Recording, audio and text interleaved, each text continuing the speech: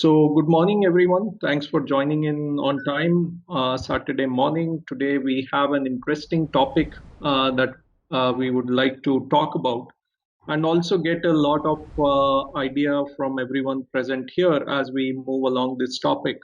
Uh, there may be questions that you will have while we are going through the content. We may pause a bit in between, but at appropriate places, and then we will take further questions at the uh, at the end. So let me share my screen real quick.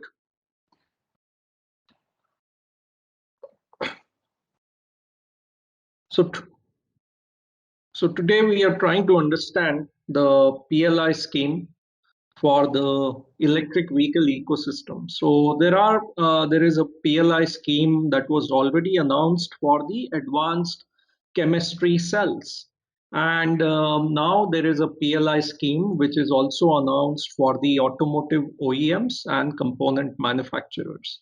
And we'll try to understand what this scheme is trying to achieve and what can we expect happening in the market. And as the scheme by itself is talking only about new energy vehicles, that means it is focusing on electric and hydrogen.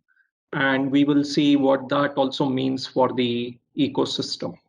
So, to begin with regards to the PLI scheme, this PLI scheme is a set of one amongst a set of other PLI schemes, which is trying to focus on local manufacturing and increase local manufacturing in India and make Indian produce competitive globally.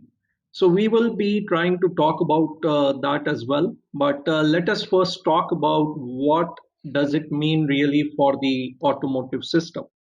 So, what is this PLI scheme? First of all, it is another enabler put out by the government. And we have seen multiple of these enablers. Some are very good to hear, but some are actually focused on getting things done. And this enabler, the PLI scheme, is definitely one of the ones which is trying to get things done in India, right? So it's very different than some of the previous policies and previous initiatives. What it is also is a last wake up call for the laggard OEMs and tier ones. There are multiple OEMs and tier ones in India who have ignored, totally ignored, or slept on this transition which is happening. And this can be thought of as a last wake up call for these laggard OEMs and tier ones. It's their ticket to survival in a sense. It is also an excuse mitigator for the lack of funds and too many parallel initiatives. So, one of the things the industry, especially the SIAM and the ACMA, they keep on talking about is there are so many product development happening. There are so many vehicle models coming. We just launched BS6. We just did this. We are just doing emissions control. We are just launched CNG. Um, and it is all about the fact that they are alluding to a lack of funds. However, this PLI, once a company gets approved for it, is going to be serving as a excuse mitigator because then the with the PLI, the funds will be available from the banks, and that is where this excuse will no longer hold true. And as I see it, this is also a last string of survival for the traditional large businesses and export houses who have not yet taken steps or appropriate steps. And a lot of these companies in the automotive sector are supplying to single OEM or are supplying to without really knowing what the future of the component that they are manufacturing and stamping and printing and forging, what is it going to be as the future is evolving. There are a lot of new materials coming, there are a lot of new technologies coming, and all of that is going to change things around. And this is an opportunity to survive the business for the next iteration of things. So, this is what it is doing. We have to remember this is a big ticket policy, big ticket initiative. This is not talking about local product innovation. Definitely not talking about local product innovation. In fact, it is actually talking about products which are nearly ready to get into the market. So there is very little of innovation that the PLI is emphasizing. It is also not a scheme that will encourage startups and idea owners. The idea owners will miss the bus because it is still an idea. The startups will not be directly benefited because the way the structure of the policy is and what it takes to be qualified for this, right? And it does not change the status quo of technology dependency on the global players. So I'm saying it in a generic way. Obviously, there are companies here who have ideas to the point of prototyping and can be expedited and be taken up. However, if we look at our history in the automotive industry, we have always relied on technology transfers from across the globe and bring that technology as a JV into India, and that is how all the ACMA companies grew in the 1980s when the Japanese came in, and along with that they brought the joint venture partners. And so this does not change the status quo of technology dependency. But what is being said is manufacturing is a first step. Manufacturing locally is of the most importance. And then also the technology can come locally as a second step. So for automotives, what do we have right now? For automotives, we have three schemes, which, even though they are concentrating on nearly the same type of domain, are running independently. They are not going to eat initiatives from each other. They are not going to cross cut each other's subsidies or each other's planned investments. And that is the good thing about this, that we have this opportunity to bring the most of these three together. So we already have the FAME 2, which is faster adoption of manufacturing of electric vehicles. And there is a deficiency in FAME 2. FAME 2 is not able to achieve the scaling up. And FAME 2, we can say, is more centric towards the newer companies, even very well laid out for small companies and startups. However, FAME 2 is not something that has excited our big players, right? So FAME 2 has its advantages. It is definitely creating faster adoption now that we see that. There are some companies which have also taken up the manufacturing, like we talk about Ola, and a lot of startups are going into series production as well. However, it is not really changing the dynamics as fast as we want, right? Then we have the second element, which is another PLI, which came into structure last year, is the advanced chemistry cell. And it lays out very specifically that we have to forget about lead acid, for this PLI.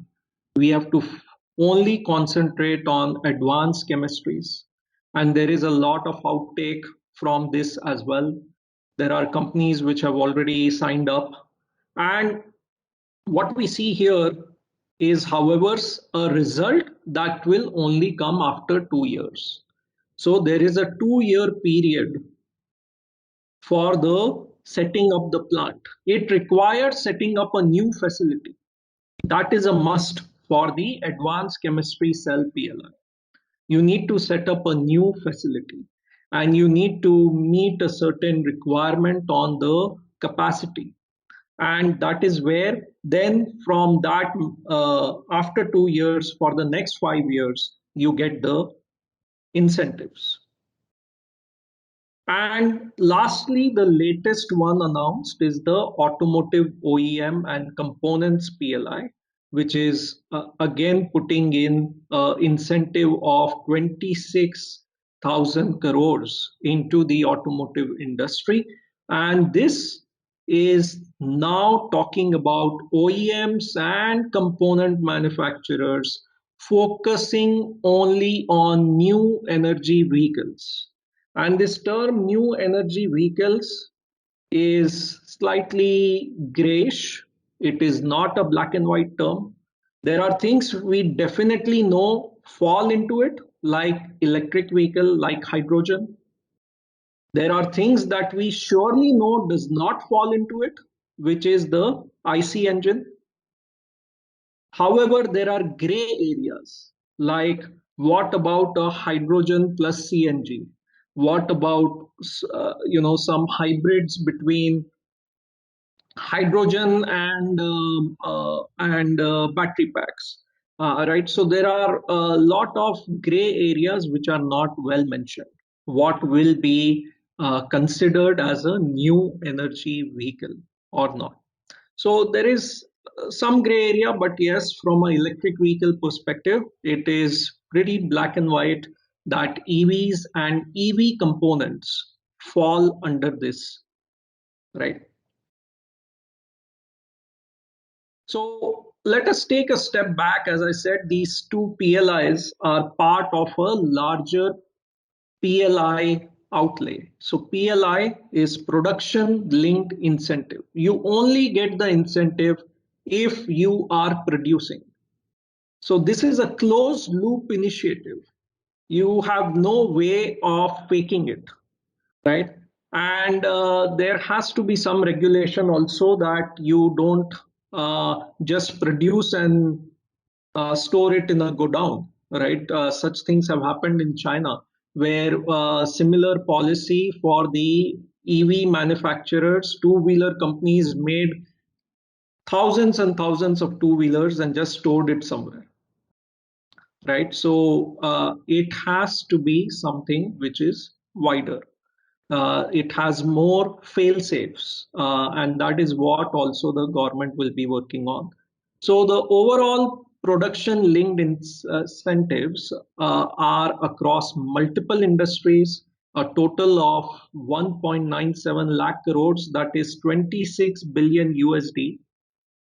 And for all these selected areas, we are trying to make domestic manufacturing globally competitive. And these areas have been selected where our imports are significant, where our local companies are dying, not able to compete. That are the areas that have been selected. And these areas should have a futuristic presence. They need to be strategic in nature, that the products that they will make will be there in the ecosystem for 10, 15, 20 years. So we want to make global champions in manufacturing. We want to improve the local cost competitiveness. So that buy India, buy Indian is very good initiative to talk about. But when we see the prices of the Chinese import and we forget all about buy Indian, right? So how that cannot be changed. We'll always go for low expense. So how can we improve the local cost competitiveness? And how can we boost the existing capacities in new and strategic sector, of which electric vehicle and hydrogen is being looked at one. And a few companies like Reliance, they feel that we have already missed the boat for the electric vehicle and we need to expedite things on the hydrogen. Right. Now, this PLIs come with indirect benefits. There is a curb to cheaper imports. There is a reduce in the import bill. There is generation of employment with the factories. And very, very important, especially for the recent automotive issues, is the de-risking the supply chain. We don't want our supply chain to be dependent on a particular country, and we don't want it to be dependent on global elements to the extent that we will completely collapse the industry if we don't have the supply. So these overall sectors in the PLIs, which have kept on increasing, but this is the overall list. And for our interest, I've kept the three that impact the electric vehicle or the automotive industry on the top, which is the PLI for the electronic systems, PLI for the automotive, and PLI for the advanced chemistry cell. Apart from that, there is a lot of other areas, including the high efficiency solar PV modules, the drones, the telecom and networking products that also indirectly would have an impact on the automotive sector as well. And specialty steel, because this steel is then what goes into the motors and into some of the new age material being used in the automotive industry.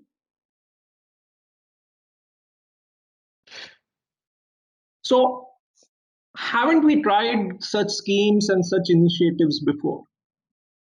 Yes, we have done it and we have failed miserably because all our schemes and incentives ran in an open loop. There was not enough checks and balances. It was not really linked to production in a big way or mass production. It was more of like very low numbers. It was not something which was checked. And for example, the FAME 1 scheme, which was meant actually to do what the FAME 2 scheme is now doing, right? So how much money we have wasted because FAME 1 did not achieve what we wanted it to achieve, and we are now doing exactly the same thing in FAME 2. And in a sense, this PLI is also covering the same topics. So the FAME 1 scheme, it did not lead to faster adoption. The big players totally ignored it, and the word manufacturing was diluted to assembly and packaging. And that was the kind of the nail in the coffin for the FAME 1 because it failed to really call manufacturing what it exactly needs to be, restrict it, restrict the word to what it should be, right? And that is where this production linked incentive, it is bringing true manufacturing in the focus. It doesn't mind. See, there is no buy Indian in a sense of Indian doesn't mean Indian company. Indian means manufactured in India. So the PLIs don't mind this being done by foreign players in India. It doesn't need to be an Indian company. So that is something I think a lot of us with our national fervor fail to understand. Something made by a foreign company, manufactured in India with Indian manpower, with Indian engineering support, that is Indian, right? So the true manufacturing, it can be done by an Indian company, it can be done by a foreign player, it can be done by a JV, depending on which domain it is working on and what are the rules for that domain. The segments chosen are futuristic, they are technology oriented, they are globally scalable and export worthy, and they are capable of generating significant employment. So that is where the segments have been chosen. The scheme deployment is outcome based and result oriented. incentive is directly connected to the output. And one kind of, we can say that why, but this was a important requirement, that the scheme is focused on players who have the ability to deliver. The PLI does not want to take a risk on a newcomer, and that is to avoid bad debts, to focus on companies that can compete globally, and that is where there is a restriction on what type of company can get on board with the PLI. Otherwise, we would have seen all our ministers and all our politicians setting up their own lousy companies and taking up all the PLI and taking out all the money and going somewhere, right? So it is for big corporates to step up for this PLI. Now, one another PLI is the Electronics System Design and Manufacturing PLI, which came out of the National Policy on Electronics, where we want to develop core components. And the focus was, what is the industry that will start using these components immediately? And that is where the cell phone industry was chosen. And now we can see the benefit of having done that. Entire world is struggling for semiconductor, but when it comes to semiconductors for the cell phone industry, India is not struggling, because global players have invested in capacity in India, they have invested in local manufacturing in India, and that is where we are not struggling on the cell phone industry. Unfortunately, in 2019, they did not include the other industries uh, to be catered. And it was only in the second round that they have come up with specified electronic components, which is still not really directly mentioning automotive industry. But there has been a lot of clever monitoring of imports. What are the HSN codes in electronics that India is importing the most, and how to link production in India for these, right? So the chips are being monitored. All the imports are being monitored. Even companies as small as ours have to put a letter for certain HSNs if we are importing it. And we have to clarify what is the value and how much is the quantity, right? So that they can monitor, and over time they will ask us buy from local players. Today, unfortunately, it is so easy to buy components in small quantities over the internet from global sources that people are not realizing that such a thing is happening in India, and more ICs and more components are coming out of India as well. And this specified electronic components list is very, very important, and it really covers everything that you will find on a printed circuit board. From the discrete components, from resistors and capacitors, from sensors, from system in package, total connected systems, MEMS, and also equipments for assembly, testing, marking, and packaging. Make all these in India. And that is what is happening right now. And there are multiple companies that are catering to each of these areas that are now starting to set up their facilities. Right. So there is a lot of focus happening on the electronics, and that will in turn also yield a benefit to everyone making the components for the electric vehicle. So again here, even for electronics, it is something which is, the company has to show that they are ready to invest from their own side, and they will be investing in something that is going to generate an incremental sale of around 100 crores for them, right, across a 4-year period. And that is when they are able to get the incentive. So a total project plan, business plan has to be created.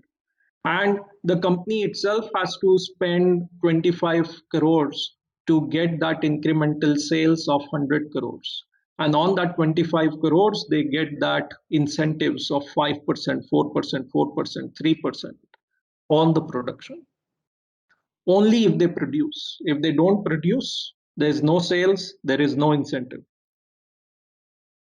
right? So a lot of this tagging the end result is there, and this electronics domain is 1 year ahead of what we are going to see in the automotive domain, and the mobile industry is 2 years ahead. They have already started producing, and we are already seeing the benefits of that. So with all these things happening in the background, unfortunately we are not seeing the impact or the discussion happening at the industry level.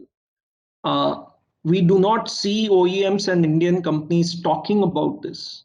We do not see traders and importers diluting the potential, but we do see traders and importers ignoring it or diluting the potential benefit of this. And our startups and SMEs are barely aware of what benefit. Yeah, is there a question? So our startups and SMEs are barely aware of what benefit they can gain from the local supply chain. So we have an assumption in our mind that some of these electronics things will never be made in India, they cannot be made in India, and that is how the world will continue to go, which is very untrue, right? So now coming to the automotive PLI scheme and trying to get a bit deeper into it, what we have is a layout of 26,000 crores, and these incentives will be available either to OEM or component manufacturer. This will also drive a fresh investment of around 42.5 thousand crores and lead to a incremental production of 2.3 lakh crores. And most of these things that will be produced are today getting imported. So it will considerably reduce the imports. And in the meantime, it will also generate an employment of 7.5 lakh jobs. Right? So this has to be viewed as the next for our engineering community, the next wave of jobs is going to come from here, and this is the next IT boom which is going to happen.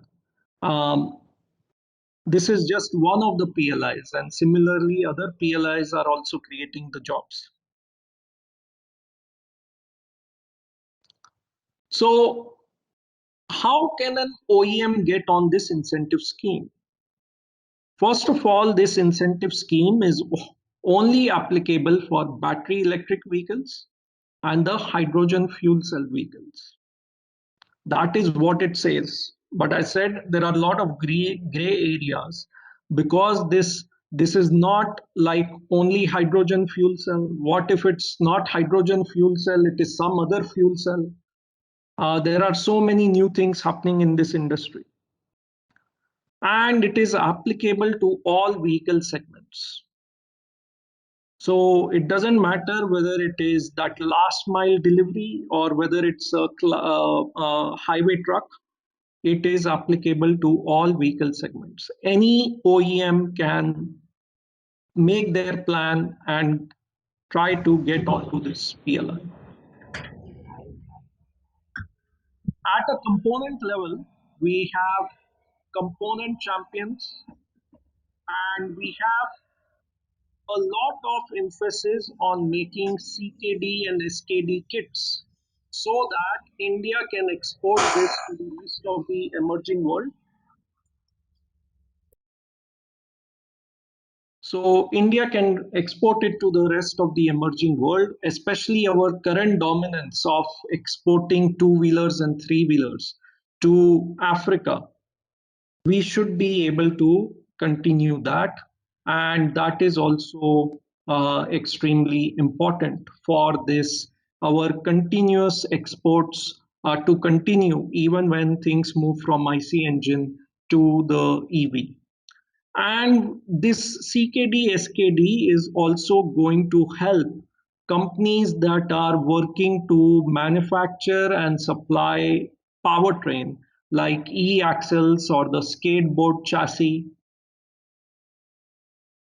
So that is one element where you have like a kit, a powertrain kit or a vehicle kit. And the second is a vehicle aggregate. So independent elements of the components that are going to be there. And if we just look at the electric vehicle, then these typical Hello, components that see a lot of focus are the Shekhar, can I motor. ask a question? Yeah, just one slide and Sure. we'll take it after that. So motor controllers, battery pack components, HV contactors, HV cables, a lot of these things are imported and we just cannot imagine the amount of content we are importing. Not that these companies are not there in India. The companies are not seeing the local volume and are not having a door to export, cannot make it competitive enough to export. And that is where they are not able to set up the plant. Connectors, interlocks and switches, DC-DC converters. All of these don't need to be imported and they can be easily manufactured here. And we are seeing that a lot of Indian tier ones are already trying to set up these JVs or technology transfers to hop onto this. Now, whether they can meet the scale that the PLI is asking for, that is something that will definitely require a lot of courage to move ahead. Okay, there is a question. We can take it now. Yeah, hi. I just wanted to know that for the fuel cell, which you Yeah. highlighted, is there Yes. is a mandate very specific that it has to be a green hydrogen based fuel cell, or the source isn't mentioned? See, the source actually isn't mentioned, but somehow people have started using those words together. Yeah. Okay. So what I So, wanted to highlight is that does this automatically create the market even for green hydrogen? Just in case if the bids come for the fuel cell, and hence mhm. importing of green hydrogen anyway is a separate challenge. So domestic. So does it basically is a PLI for the green hydrogen as well at the back end? Because without green hydrogen, there is no kind of fuel cell, Right. So it is not directly, but right? it will have to then be taken up as a component. Here mostly I've listed the electric vehicle component, and similarly we have the hydrogen component, and somehow it will have to be packaged within the fuel cell or within the supply chain, right. Today, like the FAME 2 talks a lot about the charging infrastructure. Unfortunately, the replenishment or the recreation or the raw material is not covered directly by the PLI.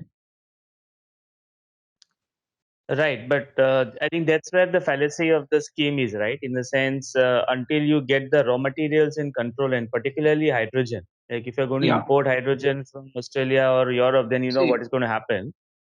And same. Yeah. yeah, Same thing applies to most of the electric vehicle elements as well. The lithium right. still has to be imported for the cells, right? So Yeah. it will happen in phases, I believe. This is maybe a phase where they cannot mandate the raw material also be to be localized immediately. But if you see that the way it is working in phases, for example, previously the automotive controllers, it was okay to get the components from outside and assemble it locally and still claim benefit.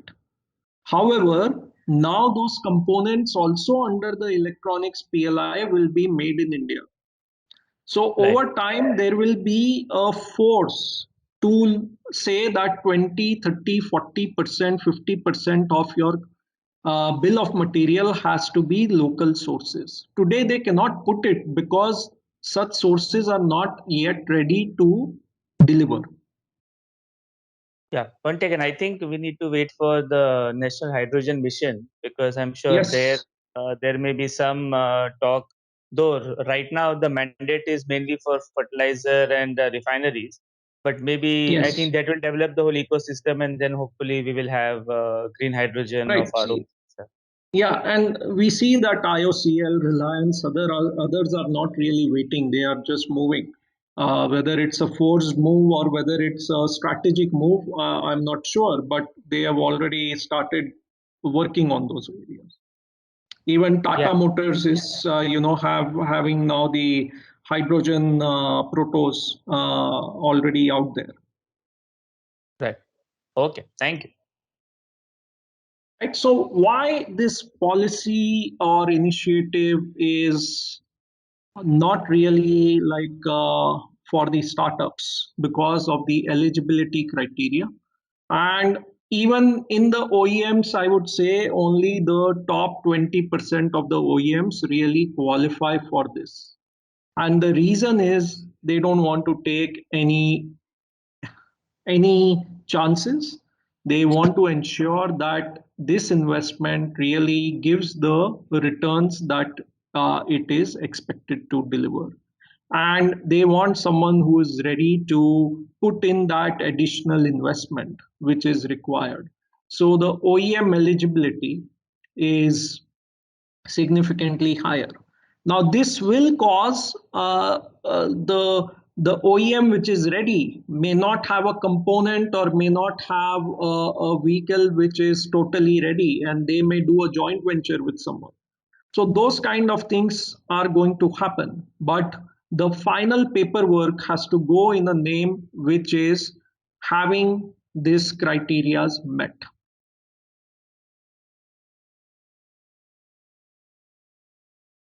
One thing that we do see, however, that this is going to be a very good element for companies like Nissan, companies like Renault, who are doing a lot of export from India, and they may not have that much play in the market today, but they can take benefit of the PLI.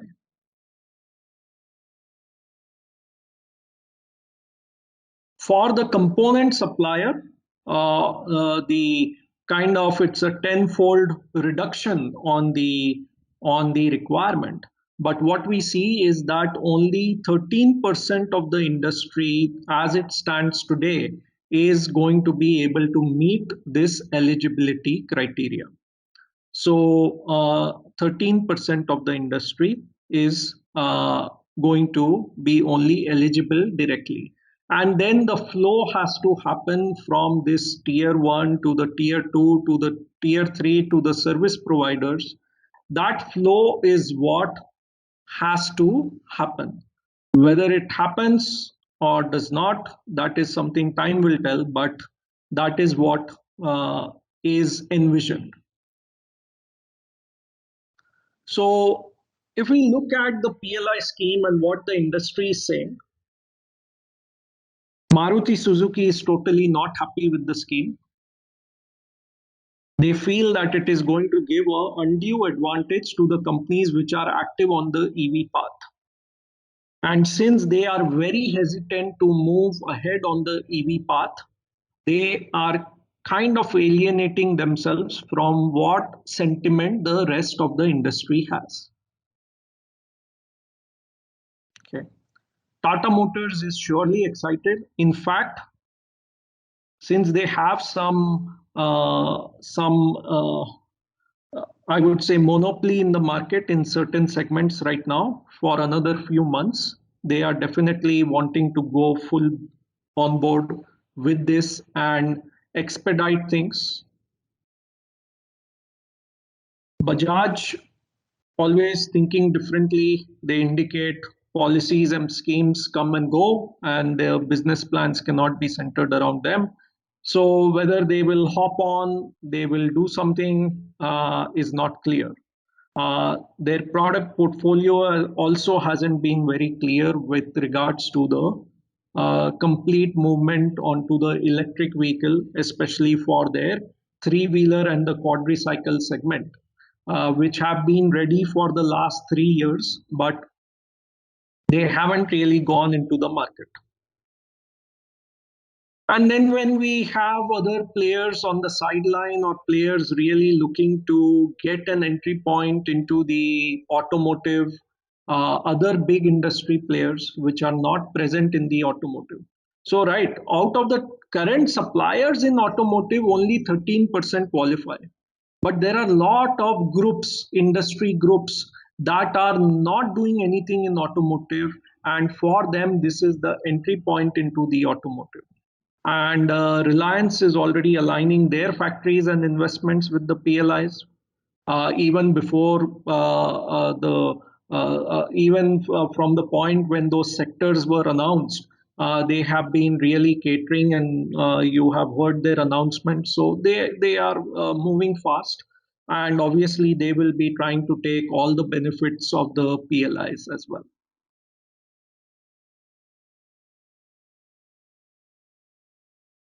The other PLI, which is already ongoing, is the Advanced Chemistry Cell, which is talking about setting up giga scale manufacturing facility. A lot of companies have announced their plans, and it is very, very clearly mentioned that it has to be a new facility and incentive not be offered on the conventional battery pack segment. So even the traditional companies like Amara Raja, like Exide, like Okaya, Livguard, they like Fusion Power, they are all looking at how to get on top of this. And Cumulatively for the industry, we are talking about 50 gigawatt hour of capacity. And if we then say, a lot of times we talk about, would we have cells, would we have the raw material, and would we have the local capability? There is already a lot going on in this area. And plants have started to be set up. They have to be commissioned within a period of 2 years. And from that point, for 5 years, the subsidy or the incentive will be available. So what we will see in the market and what is our assessment of all this? First of all, we will immediately start seeing many more technology and manufacturing JVs with overseas partners. There are already a lot that have happened in the last 1 year, but in order to hop on to this PLI, there may be more. And companies may be catering to multiple of those listed components and trying to get multiple things going on in parallel. We will also see absorptions of smaller companies with proven technology but not meeting the criteria under the PLI scheme. So we will see that these companies will set up JVs or will be acquired by the bigger companies.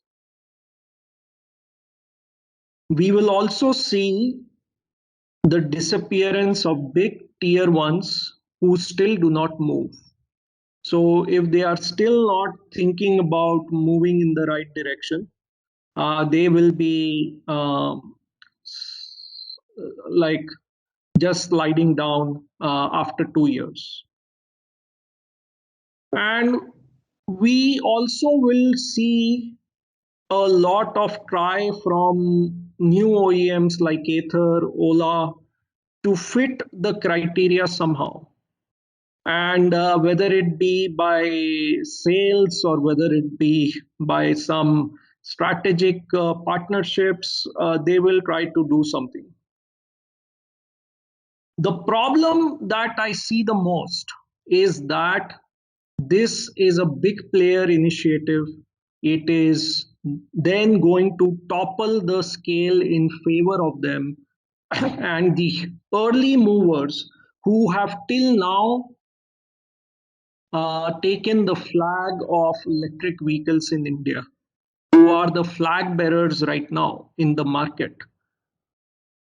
Some of them have promoted localization and they may set up a component PLI. Some of them have not promoted localization and they won't even meet the criteria of the PLI, and they won't be able to compete once these new products come out into the market a year from now or 2 years from now. And that is where these players will also have to either do something very strategic, or we will start to forget their names. So that is a big challenge, and that applies both to the OEMs, also some of the local component manufacturers, because this mass scaling will change the price dynamics for the market. So that is, in a nutshell, what we see and what is our thoughts from the side of Gyaniki team in terms of what is moving. Obviously, there is still a lot of gray points in what will be covered, what will not be covered under the PLI. EV still needs a lot on the body electronics, on the interior electronics, where you cannot really separate whether it is only meant for a electric vehicle or it is applicable to all kinds of vehicles. So how do we separate those kind of things? And those are questions that are still not resolved. But if we talk about the basic list of the EV powertrain, anything in that area is going to be covered and is going to be something that everyone will chase from this point. So that's from my side. We can take questions. Hi, can I ask? Yes. Sure. Arnold, thanks, Shekhar. What I wanted to check was the Maruti's response. While it was pretty obvious, but also any update on the Wagon which at least for the last 2.5 years, actually the testing has been happening, and probably it must have tested 1 lakh kilometer plus on the Yeah, EV. yeah, But somehow yeah. conspicuously, actually, in fact, they started testing even before MG and Tata maybe. But any Okay. update on that? Because that is what could See, be the Mr. Maruti's entry and probably less opposition then. Right, right. See, whenever they enter, they will enter big. Okay. But have you met anyone who will be willing to buy a 10 lakh Wagoner?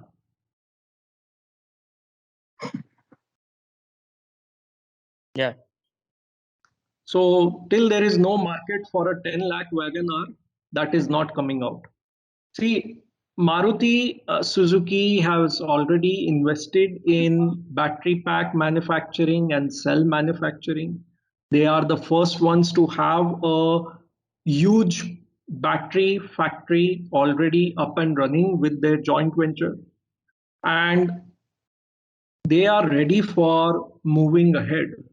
However, it is the price point that will keep pulling back. So, till no one launches a competitive product, they will not launch a product.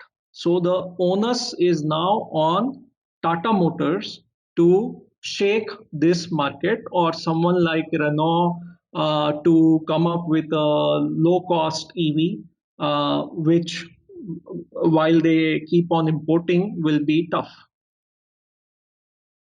Right. So the Tata's 12 lakh is sort of in a way taking the bar down and trying to sell a 24 kilowatt motor or it's a battery pack, and then Exactly. So yeah, so then you have to bring the Swift down from 16 lakhs to that value, right? Exactly.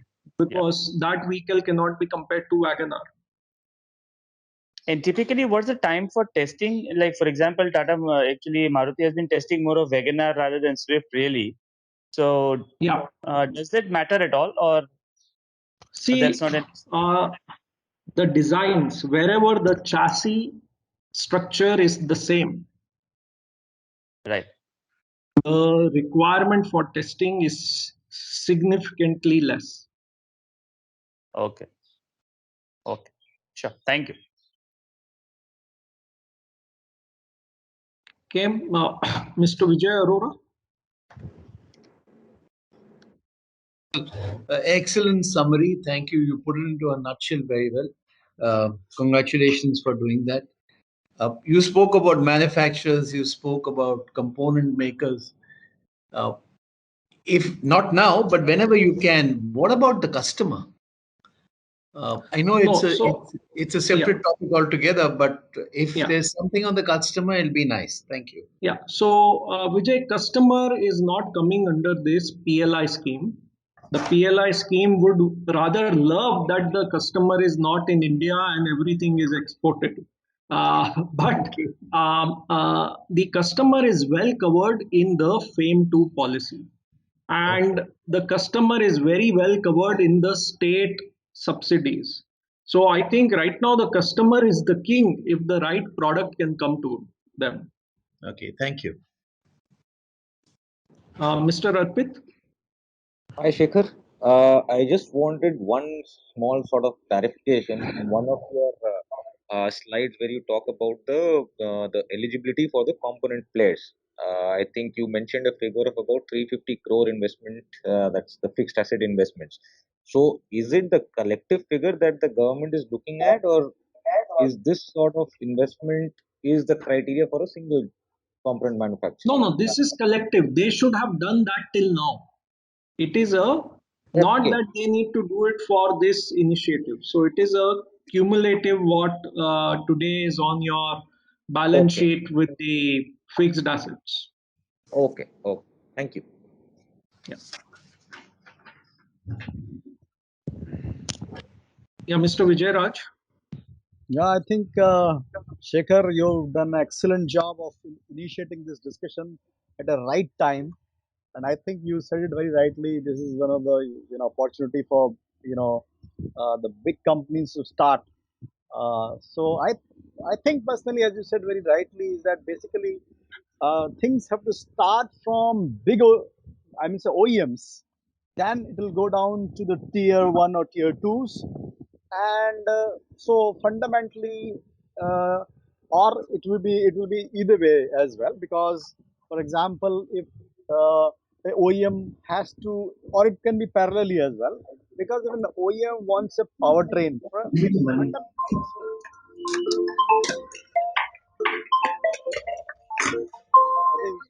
can.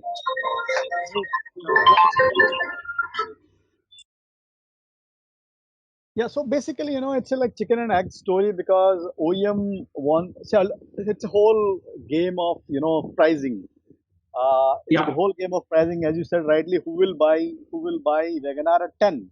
Maruti has it ready. So basically, it has to work parallelly, where the tier one also have to start, putting JVs and start working in India.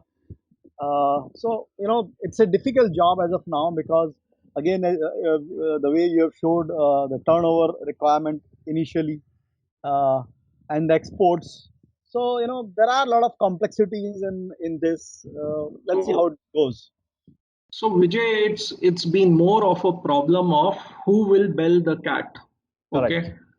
Now, for years, and this is not today, even in 2017, Tata Motors and Maruti Suzuki and others told their suppliers, this is the new area, find partners. Okay. And the suppliers and tier ones have been asking, okay, what volumes, what this, what that, what specification. So you don't want to move, you just want to question. That is where the thing is. At times you have to turn a blind eye and just go and find someone, right? And we are seeing some people have done something very uniquely, where let's say if I am a OEM, and instead of my vehicle being converted to electric vehicle by myself, there is a third party who has taken my vehicle, who has converted it into electric, who has also certified that complete thing. So it's like, if you are not moving, someone else is moving, right? Yeah, So that is something to be looked at. and I, Wagon R is already available for sale by retrofitters. yeah, Certified Wagon R electric is already available. yeah. Yeah. And I Mr. think Ravindra, and I think uh, I think yeah, to add, I think the government has also reduced the import duties on CKD, allowing helping companies like Tesla and others to come in. So probably that will also help in setting up the infrastructure, and see, ultimately the demand has to go up. So I think probably the government is trying to see how they can add demand, so that could be, one way of adding the demand. And once there are too many, companies importing and there are vehicles, definitely you will have the infrastructure also in place, and maybe more, more component requirements will be there. right. True, true. Yeah. Uh, Mr. Ravindra, Yeah. You yeah. actually spoke briefly. Do you think this charger manufacturers do not get covered in this? See, today as it stands, the component can be construed to be a component that is going on the vehicle. So, in a sense, yes, if it's an onboard charger, it's covered. But if it's a charger that is going to be outside the vehicle and something, it is not covered here. It is definitely covered under the FAME 2 policy, but not in the PLI policy. But in FAME 2, again, as you told correctly, the user doesn't give anything incentive to the manufacturer to indigenize or do something. No? No, no. So it So doesn't. no. See, the the the intent is there, but it's not stopping from that to be mislabeled as assembly. Yeah. So that is a charger. That is what is happening. So today Exactly. things are delayed because See, everybody is only assembling it. exactly. But that's the only way we have been able to put as many chargers as we have been able to put. Yeah.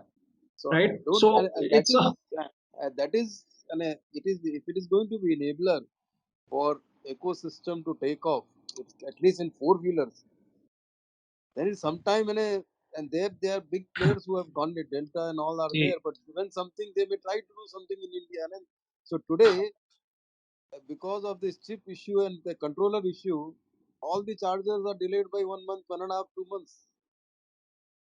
yes. Definitely, it is there, and we are right now at stake of these external supplies and external dependencies. So if the charging system doesn't, and it get due to some reason get stuck somewhere, and all this, and you are investing on the downstream on the EV, and I don't know how the government will view it. See, there are things happening in parallel. There is a local low cost standard, Indian standard for charging No, that that is is being discussed. no, Uh, it is already out. Shekhar, it is out, but it is only for two wheelers. 3,500 without any communication, without any protocols. Your right, mobile connects to that. That is a different product itself. No, it is right, just right. to something like I mean that too. It depends on Ether and Ola's giving up their standard charging point. Yeah. So it is more to So, the so see, that is true, but what we are looking is volumes that you are talking, that manufacturers become four wheelers and all. See, basically four wheeler with is where the volume 350 crore investment and all are not going to come for some, and e-rickshaws and all are not going to get into that much easily, is it not? definitely, So that definitely, it is the has to difference. be the So anyway, traditional players. so maybe onboard chargers and components seem to be same, only larger in size. I don't know how it will be done. Anyway, this is my idea, Yeah. and I don't know how to put it, but if some time is there, it can be given to right people in government, where they can just onboard charges. Definitely. In fact, see, there has to be a direct access to the government. Recently, the Maharashtra state, with the announcement of their EV policy, they have started to create a, a monthly session with the ministry directly for the industry, which is very unique. So hopefully such doors are there for smaller players also to raise their voices and bring some problem statements into picture. That is what we should all try to look for. Okay. Mr. Yeah, Mr. Bhupesh. Shekhar, I just had a question on the slide that you had shown the existing slide which is on the screen, and it says that 4th point, that either Ola will try to get into the criteria somehow. Now, my question to you is the prerequisite, which are some of the conditions, right? So, one is with respect to your sales and the investments, basically going over a period of 5-7 years, whatever that is, right? So, is this condition either or? Okay, so that's question number one. The second question is, when you say you said that strategic investment, so strategic investment does not change the company's it's just a strategic investment which is being done looking at the future, right? So it's not changing the company's ownership, right? So I'm just saying, how if you try to get into the criteria somehow is not very clear, Shekhar, from your comment. Right. So, Bhupesh, there are two things. First of all, the criteria right now, as it stands, is you need to meet all the three. Okay. Second is when we talk about sales, for example, we have to see that what Ola tried to do in 2 days. Sales can be made in many ways. Sales so can it's be not made, it's not the preceding 3 years or 2 years, nothing like that. I mean, anyone can fudge those numbers, and honestly. right. See, there are a lot of things, and whether it is done at a group level, whether it is done at the holding company level, whether it is done at a independent company level, there are quite a few gray areas, which I'm sure I cannot answer to all of them. But the other thing, what I believe is these companies with their technology and branding can tie up with a tier one or can tie up with a OEM.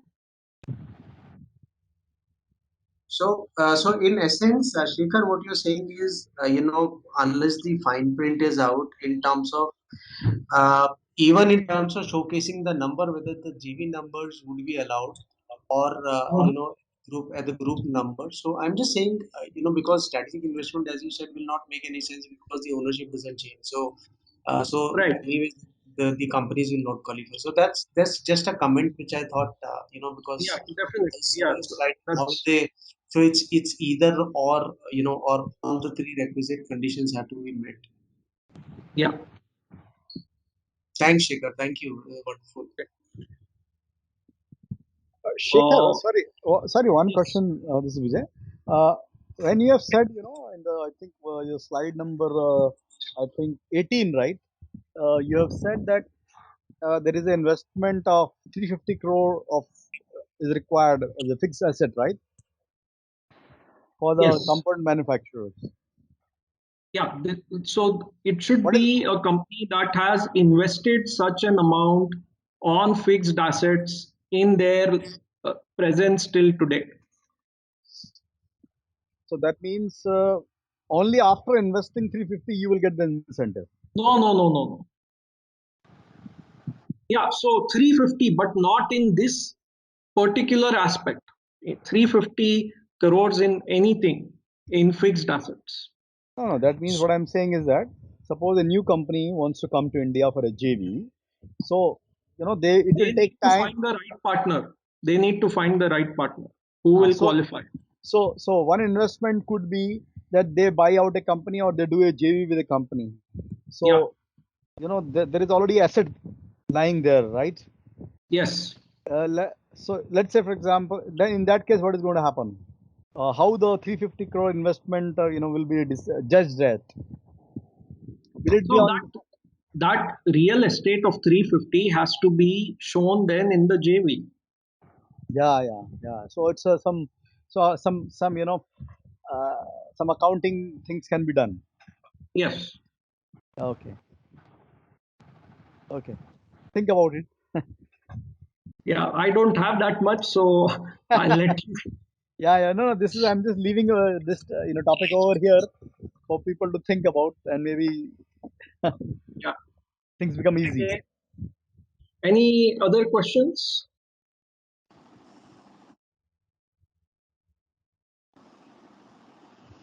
Hi. Just wanted to have the clarity on this charging thing, which many of the members also highlighted. So, what's your view, Shekhar, in the sense trying to remove the hype and see the reality on the ground of what is required from an Indian kind of situation?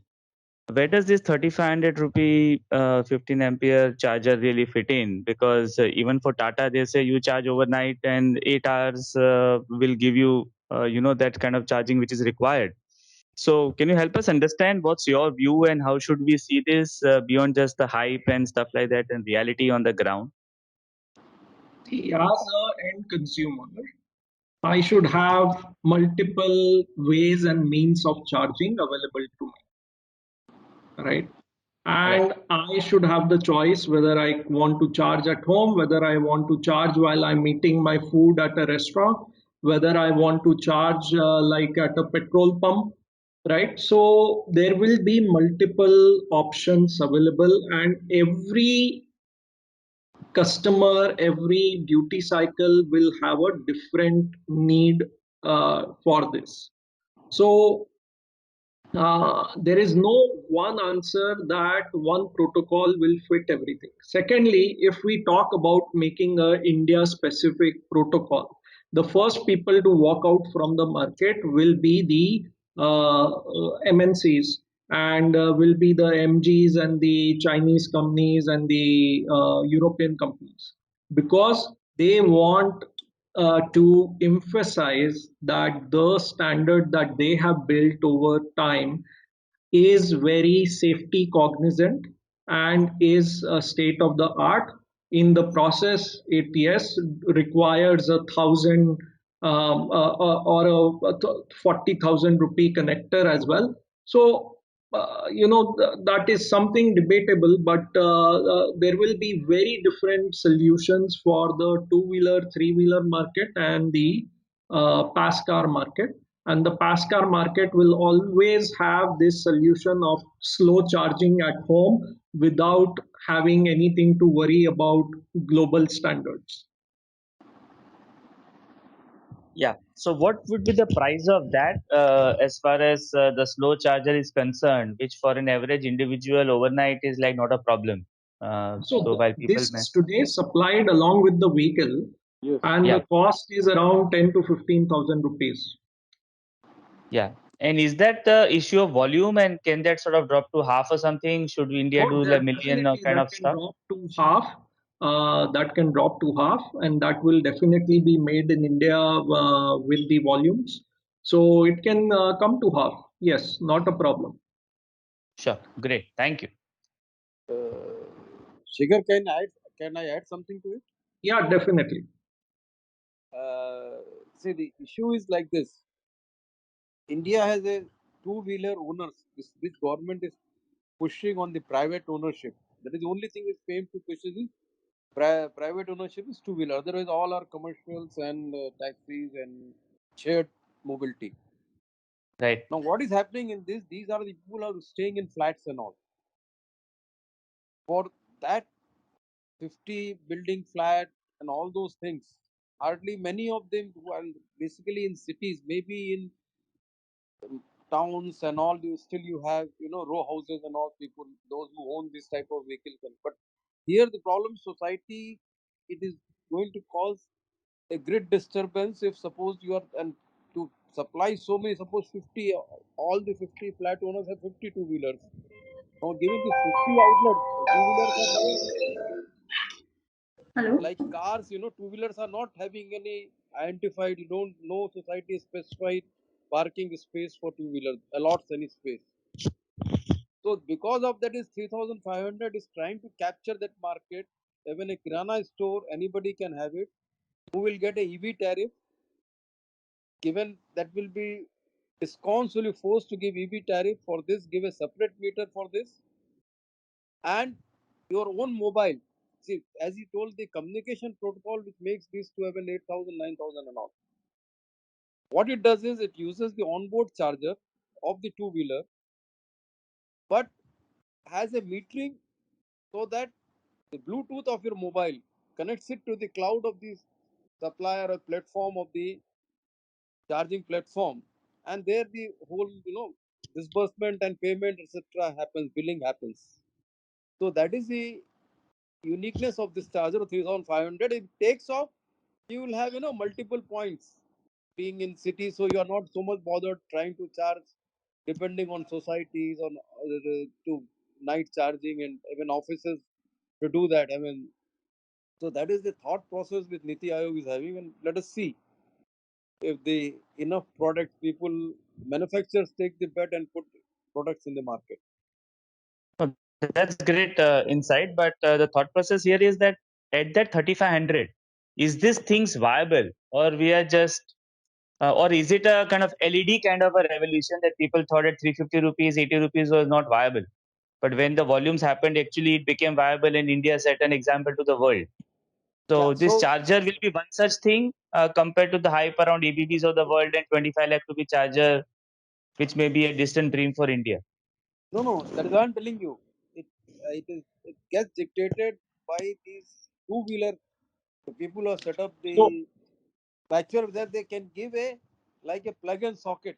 Can they come to a standard which can be plugged into this charger? See, today Yes. right. each one of them is trying to do its own socket. Ether gives its own charging point. Ola is trying to do set up its own charging. So if these manufacturers can get, because the smaller players are giving you 5 ampere, 15 ampere plug. They don't give you any special these things. Whether Yeah. these fellows can come around and do that is a challenge, and let us see. With government push, something is likely to happen. Yeah. Okay. And Mr. Thank Bharat, when you you. refer to 25 lakh ABB charger, okay, we have to say that we don't all own a petrol dispensing station at our homes, right? Yeah. So there will always be that 25 lakh thing which is going to be somewhere where multiple people can use it. Right, but that is definitely not going to be in every home and not even going to be required in every home or every society, right? So there is a frenzy about the charging challenges of charging, and what happens if we run out of charge, and people have to just see it once and realize that it's not that big a thing, and support and charging stations will be available and options will be available. So that kind of thing will come as time moves. And this two-wheeler thing is definitely something where standardization has to be pushed, but both startups and OEMs are struggling to keep their uniqueness with this standardization. So that is a point which will take some time to solve. Right. And I think that's where the problem is, right? That they should actually be standardizing and cutting the cost and sort of furthering the penetration rather than trying to keep the uniqueness. So, is there a fallacy in this strategy of uniqueness? So the No, problem see, is everyone wants to do their own name and branding right now. Which is There where is the mistake nothing probably is. there and is nothing in communications by Ola which is talking about the good of the entire ecosystem. All communication is only Ola, Ola, Ola, right? Exactly. So, and that is how it is going to be then. and Yeah. In fact, unfortunately, Shekhar, what has happened, if you look at Europe, where the CCS 2.5 so-called four-wheeler was the prime mover of the transportation has happened, it was led by Elnat, the electricity company of Netherlands. Yes. Whereas in India, our major problem is who is going to benefit with EV? All distribution and generation companies. They are the most laggard. Today we are from charging. I am from charge zone. You go and they and you are looked like that they are doing a favor to you by giving you some connection for a charger. So the problem is this. So the people who can push, who can do it, who can subsidize and do it on the government, these things they do something here and there. The Madani will do something, Tatas will do something, BSS will do something, and when the meeting is over, they walk out. If I have to give you like a Probably, multi-sector analogy, sorry to interrupt, but like if you see telecom, right? That initially telecom tower was supposed to be a competitive advantage. Then they realize that they are wasting infrastructure and they can share, the tower because it doesn't really matter, who owns the tower. And now if you see there are multi-tenancy and everybody's happy and fine and they've cut the cost. So I think probably automotive also needs to go that path and people have to mature enough to understand this, that penetration happens, then all of them benefit. If you kill the penetration and kind of keep the cost high and consumers don't buy, then anyway it doesn't help anybody. Definitely, definitely. I think this is a discussion that can continue and continue. So I like to wrap up things here for the guests. Thanks everyone for joining in today and for this discussion on the PLI scheme and also sharing your thoughts and concerns with regards to what is happening. We'll come back to this topic in one of the future sessions. So thanks for joining in today. thanks. Thanks, Shekhar. Yeah, thank you, Shekhar. Bye bye. Thank you. Thank you. Thank you. Thank you.